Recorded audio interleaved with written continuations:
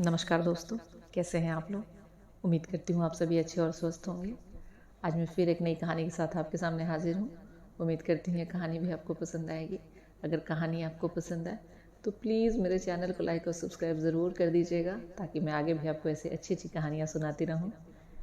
दोस्तों, आज जो पौराणिक कथा मैं आपको सुनाने वाली हूँ वो कहानी है गणपति जी से संबंधित।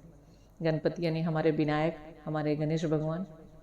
कहते हैं कि गणेश चतुर्दशी के दिन चंद्रमा का दर्शन करने से कलंक लगता है, जो कि भगवान कृष्ण को भी लगा था।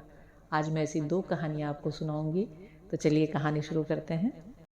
भगवान गणेश को गज का मुख लगाया गया तो वे गजबदन कहलाए और पृथ्वी के रूप में माता पिता की सबसे पहले परिक्रमा कर अग्रपूज्य हुए। सभी देवताओं ने उनकी स्तुति की, पर चंद्रमा मंद मंद मुस्कुराता रहा। उसे अपने सौंदर्य पर अभिमान था।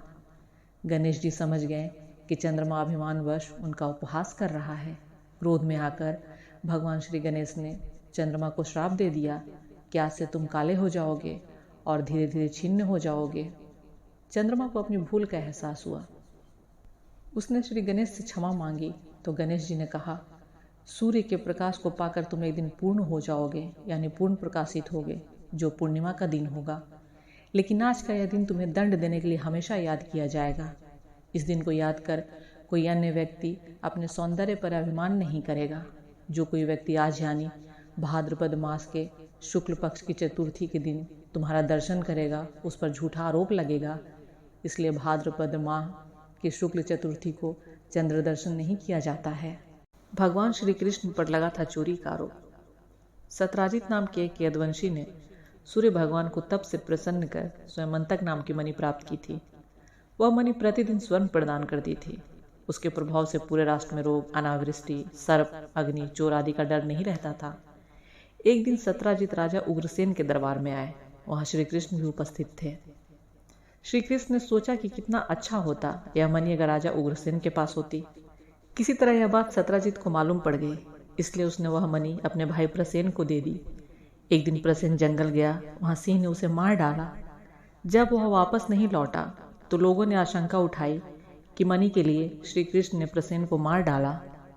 लेकिन प्रसेन के मरते ही वह मणि सिंह के मुंह में रह गया। जामवन ने शेर को मारकर मणि ले ली।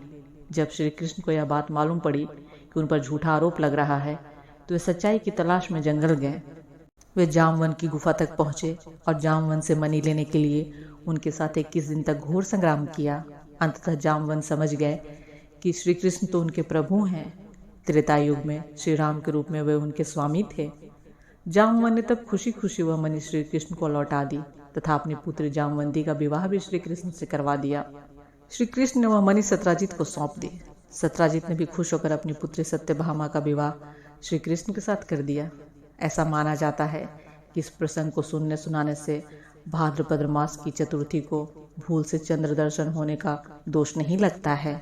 दोस्तों, आपको यह कहानी कैसी लगी कमेंट करके ज़रूर बताइएगा। Thank you so much.